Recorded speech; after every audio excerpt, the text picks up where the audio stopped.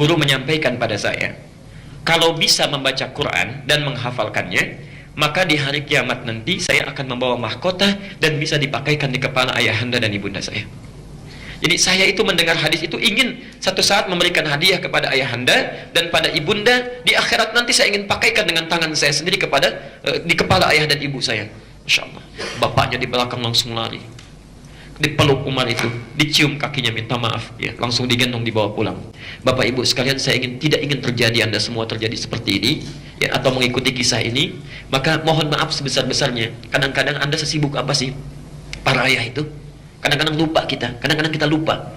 Datang berangkat gelap, pulang juga gelap, nggak pernah lihat anak. Apa yang Anda inginkan? Bukankah kita mencari rezeki untuk kembali kepada keluarga?